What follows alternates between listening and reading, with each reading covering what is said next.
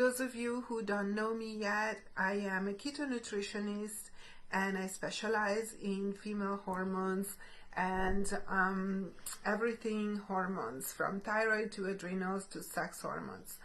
So today's topic is quite an interesting one, and I've been asked questions about it several times through my work as I work with different patients who became pregnant either right after my program or some of them during my program and doing keto.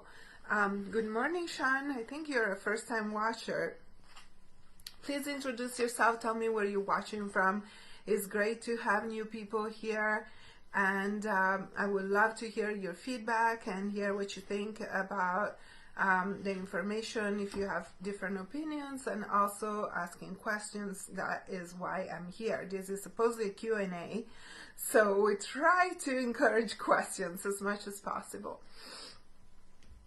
So back, and by the way, you guys, I'm still recovering from that famous cold. Started 2 weeks ago. I know by the number, this is the third Facebook Live I do, as I still am sniffling a bit since Colombia. And also this has been a kind of a rough week for me. Yesterday I sprained my foot, so here I am kind of stuck in the house. I went hiking yesterday and stepped on a rock the wrong way and twisted my foot in a really bad way. It's super painful and I'm really mad at it. I also burned myself cooking, barbecuing, the dangers of being a carnivore here. Instead of hunting your meat burns you as you're trying to cook it. Anyways, so let's get back to our topic today. I have a lot to cover, and hopefully today we have a new time. I am trying to be consistent with my time. Usually it's 4 p.m. on Thursdays, but today, being the Lionsgate, is a very special day, and I was planning a special celebration with my partner. Unfortunately, because of my sprained foot, it looks like I might have been able to do this video at 4 p.m. So I still hope that you guys can join me in the morning. I know it's a little different, but you will also be able to watch the replay both here on Facebook and on YouTube if you're not able to catch this live, or if you're not able to stay right now. So let's jump in with keto and pregnancy. So first of all, the big question is keto and pregnancy, yes or no? I did some research as usual and went out on the internet and to see what are, opinions out there, what's the talk on in the village, our global internet village, what is the kind of information that you guys can find if you're trying to research this topic on your own. Because a big issue for me, a big goal for me is to clarify some of the misinformation that you might find out there when you're researching something yourself. Not always what you find on the internet is actually true and correct. And with nutrition especially, there has been a lot of incorrect information that's been spread by the media, spread by the medical establishment, the FDA, your doctor, your nutritionist, even dietitians. Also, I call them the dark side of the force versus us that do nutrition in the style of the founding fathers of nutrition, like Weston Price, Dr. Page, Dr. Lee.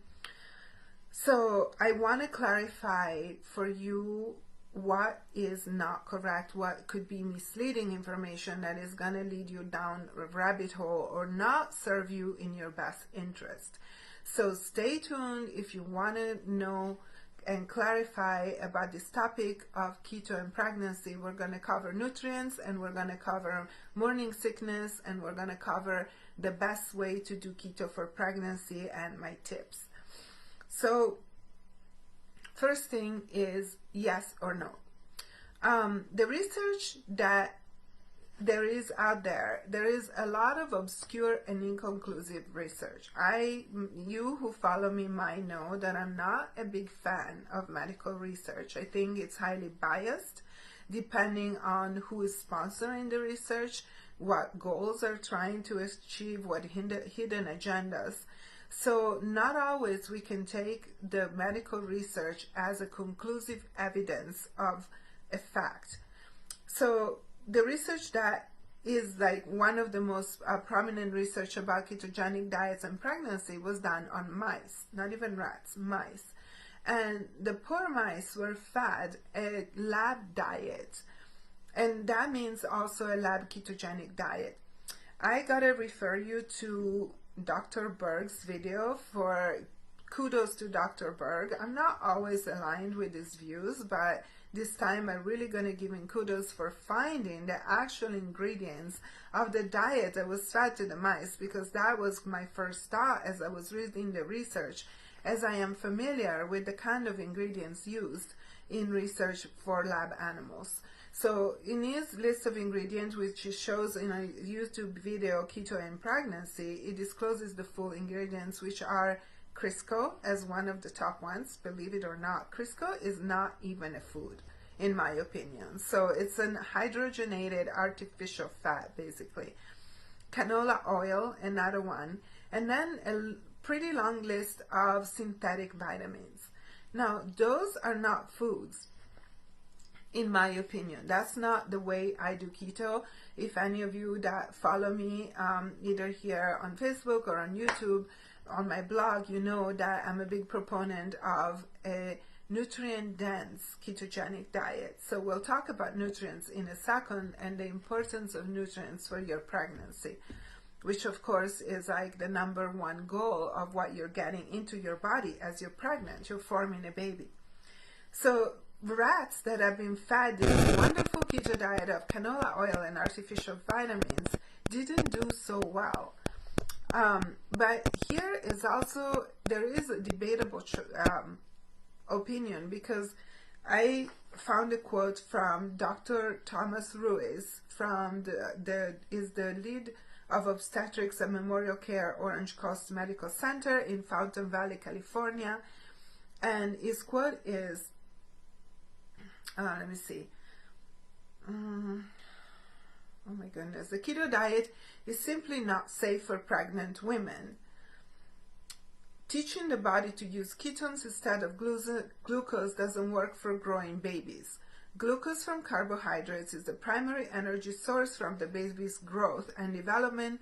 Not having enough glucose can cause serious problems. So this is the common opinion in the mainstream dietitian and medical community. If you go to your doctor, that's what they'll tell you, and they'll tell you that you need carbs because the carbs are necessary to feed the baby. Now, in that famous research on mice, instead, we find some other interesting information that contradicts what Dr. Ruiz is saying. So in their own research, they're all contradicting what the doctors are saying. And the research states these growth changes, speaking about the growth changes in the fetus, might be a result of embryonic and organ energy substrate preference, which are modulated by their concentration in maternal circulation, as well as their transport across the placenta at various gestational time points. What does all that mean? It means that your baby, as it grows in the belly, will sometimes need ketones to build its own fat resources, as ketones can penetrate the placenta barrier, while fat does not. So maternal fat cannot penetrate the placenta, while ketones can. So the fetus needs to use ketones to build the baby's brain, to build the fat reserves. It is very important. At some point, depending on the preference of what is being built in that moment by your fetus, it might need glucose, or it might need ketones, it might need fat. Because as humans, we have the biggest brains of all mammals. You can imagine that to build such a big brain, which is made of cholesterol and made of fat, we will need enough fat to just put in the building blocks. So our body is not just made of protein, it's made of protein and fat. It's definitely not made of carbs.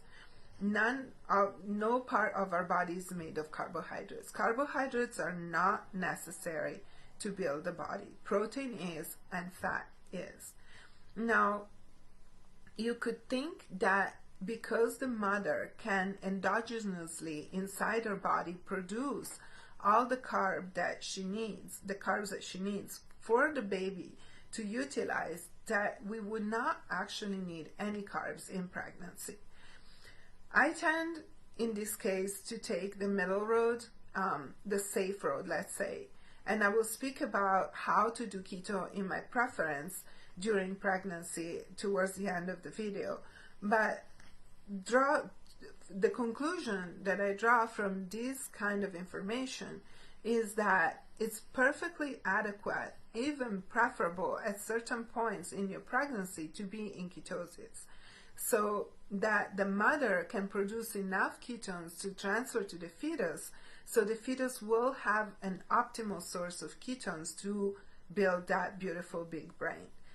Now, the carbs that we need for building the organs, for example, the heart or the muscles, might need some carbs there, and that will be coming from either the mother or from the diet.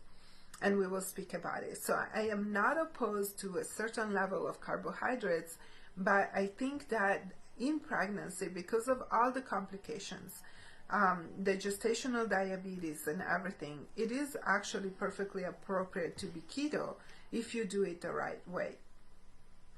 Another thing is that there is absolutely no research, and I'm quoting Dr. Barry, Ken Barry, an old buddy of mine from the Keto Cruise, but Dr. Barry has a lot of really great information, and in one of his videos, he mentions that there is absolutely no research that states that a conventional diet, what we call American conventional diet, is actually beneficial for pregnancy.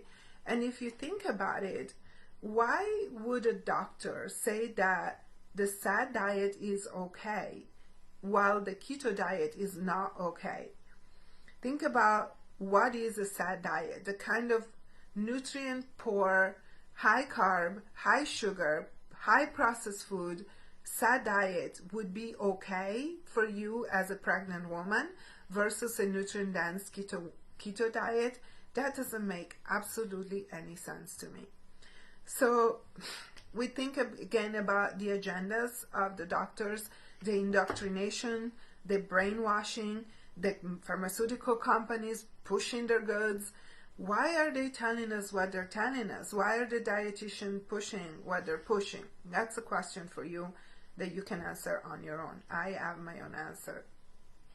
I also want to kind of mention an episode. Like 4 years ago, I went to a conference of Keto for Epilepsy. So it was a conference about using the ketogenic diet for epilepsy, especially in young children and babies, very young babies with uncontrollable seizures.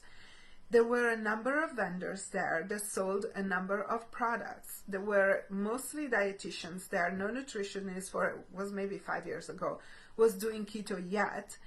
So it was all dietitians who were coming from the dietitian's perspective. And I saw the menus and the diet they prescribed to young infants. And I tell you, I was appalled. Because like the formulas, the keto formulas that were prepared for infants with seizures contained canola oil. Same shit, excuse my language, but it's the same shit they were giving to the rats. And how can anybody thrive on canola oil, rancid oils that absolutely have no nutritional value in it? I don't know. I don't know how can anybody in the right mind propose such a diet, especially to babies.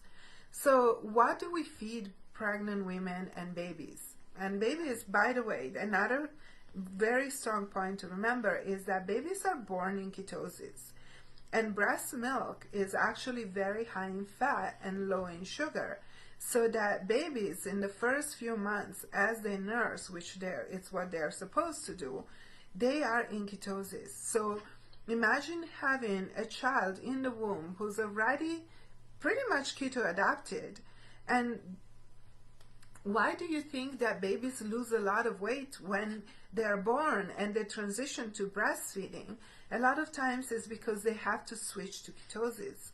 So if your child already is in ketosis as it's born, because you have been doing a ketogenic diet, you have been able to feed him the right amount of ketones, and is born in ketosis, will transition to breast milk much easier, and he will not lose so much weight. Now, where is this stuff that I'm talking about? Where does it come from? It comes from live people and real women's experiences and their feedback. So if you want to do your own research, don't look at the research done in mice. Go on the internet, look at the videos, and look at the feedback from all the different women that have been in ketosis in their pregnancy, and how they report things to have been for them and their babies before and after birth. Excuse me. Sore throat still a little bit. I'm definitely congested today.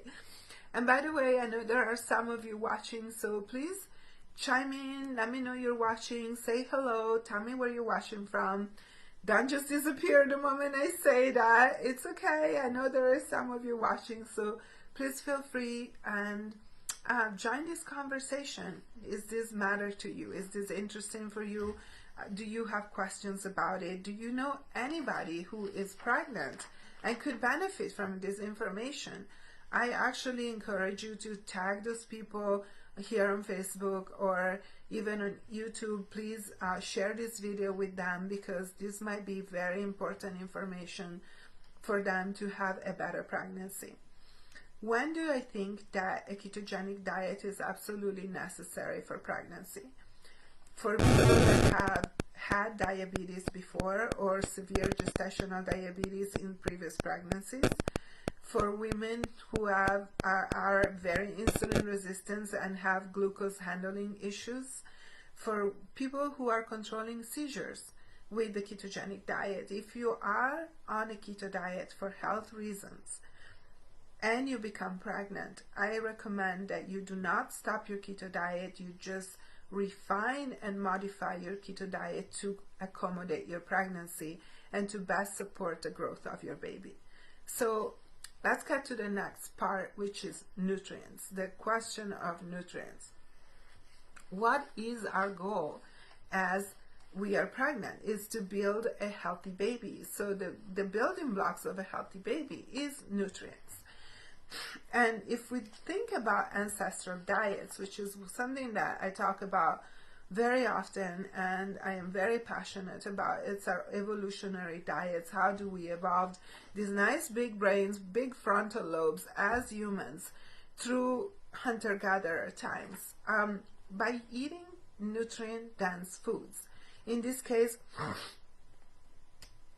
sorry everybody, in this case, nutrient-dense foods meant animal proteins, animal organs especially. So in a ketogenic diet, the way that we're going to do it in pregnancy is we're going to focus on the nutrients. We're going to make sure that you eat real foods, organic, preferably clean, and animal-based. So not so much artificial keto stuff like ketone powders out the window.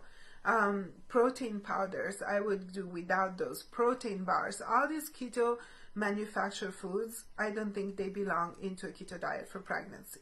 What you need to eat is like the pregnant women in traditional tribal societies, and here I'm referring to Dr. Weston Price.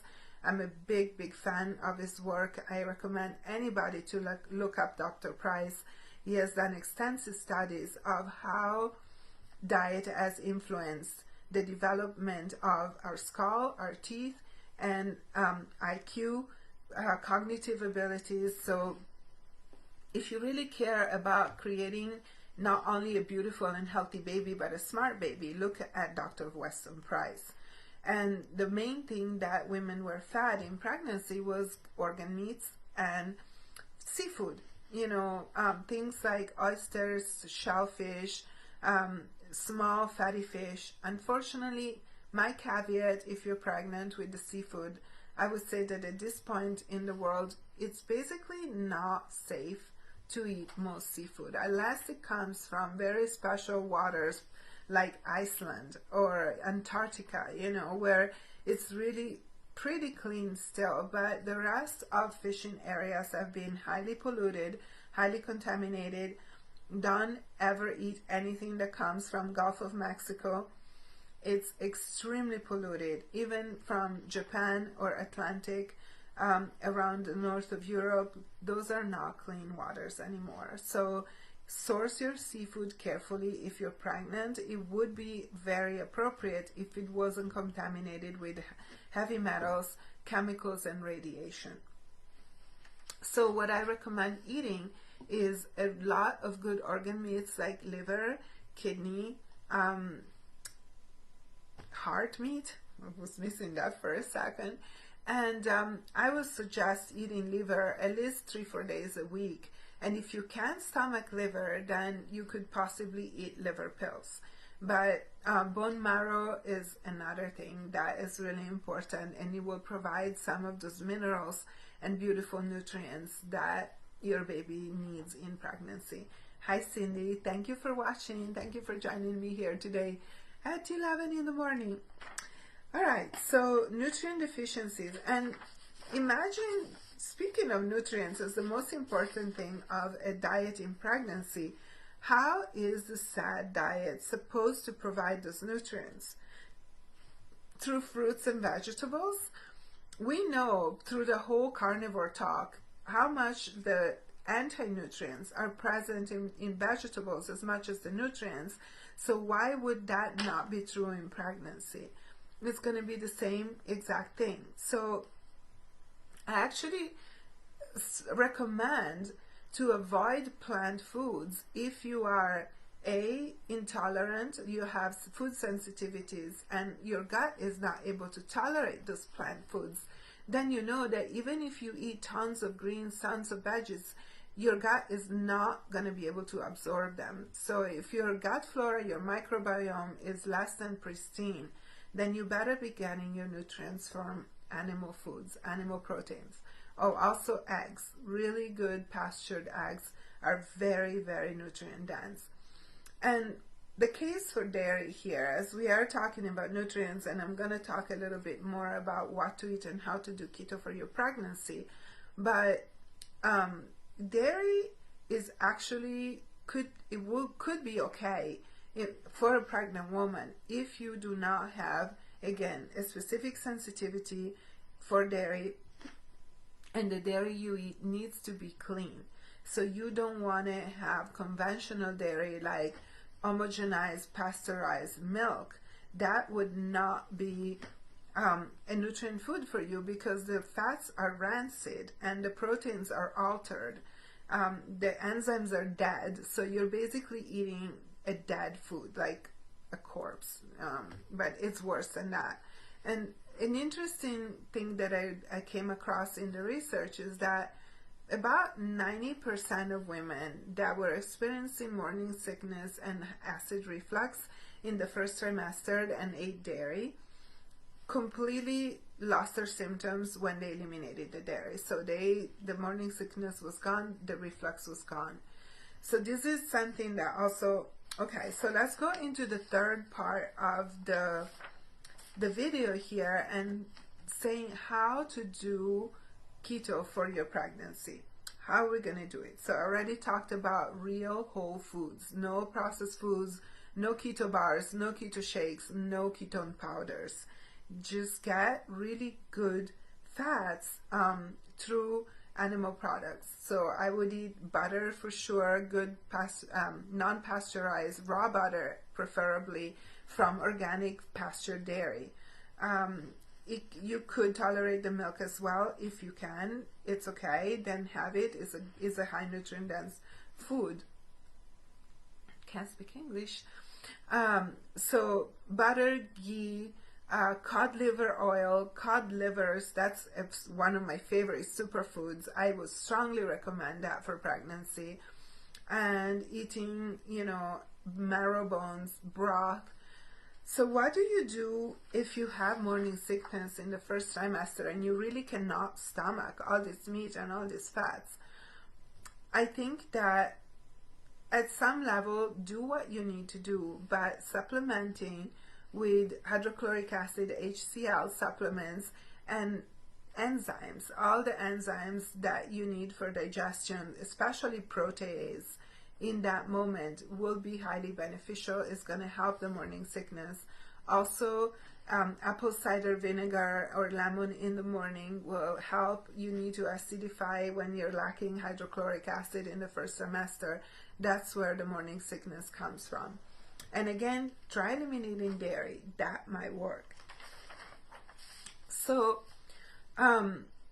second point for keto in pregnancy would be don't skimp on food. Eat as much as you need. If you were doing keto for weight loss and now you're pregnant, do not try to restrict calories. Eat as often as you need and as much as you need, because that is your body telling you that it needs the nutrients to build the baby.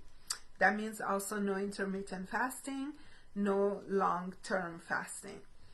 If you are hungry, eat plenty, and eat as much as you need throughout the day. I would also recommend no caffeine if you're one of those people that are doing keto with all your bulletproof coffees. A lot of you who are younger and can still tolerate caffeine will probably be doing keto with your, your beloved ritual coffee in the morning. But I think that adding a stimulant to your pregnancy is not beneficial. We're not going to go into the physiology of it right now, but I would take out the coffee from your keto diet. You can use a herbal alternative like Ticino or chicory coffee and still do a bulletproof like that. I prefer that to decaf coffee, unless you do a very high grade water decaf organic mold free coffee. I really do not recommend coffee at all. And the last point, which I think is very important, is to do carb ups. Use the carb ups. We do carb ups for hormones all the time. We do carb ups for thyroid. It's kind of like a cyclical ketogenic diet where you start out keto in the morning, you are keto throughout the day, and then in the evening you add in some carbs. I would do that in the form of veggies or starches, not necessarily donuts and bear claws and M&Ms. That should not be your carb ups. Your carb ups could be some fruit. That would be a good carb ups to do in the afternoon, especially now that summer. We have a lot of good fruits. I would do low fructose fruits. Berries are always great.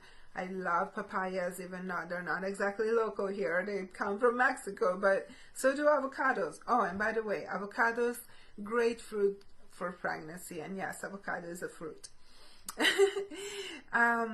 So use the carb ups, because there are going to be the times, like we spoke at the beginning of the video, there are going to be times where your baby is going to need glucose, and so we want to make sure that the glucose can come in not just from your gluconeogenesis, which can always be, but also can come in from some foods. I think I covered everything. Let's see, I'm talking for a minute here. Time flies when you're talking. Thank you so much for watching, and again, I remind you, if you know somebody who could benefit from this information, please feel free to tag them. Please share this video with them. And if you're catching the replay, because I know today has been a very unusual time again. Oh, there's Marchandra. Thank you for watching. Hi. I haven't talked to you in a minute. Hope you're doing well. So please join the conversation. Post your questions under the video. I will get them. Or please email me directly at vivica@thenourishedcaveman.com. You can always send any questions you have privately if you don't want to engage in a public conversation under the video. So I'm also here if there's any of you that would like to work with a keto nutritionist during your pregnancy. I'd be happy to help. I do consultations. I also have a program.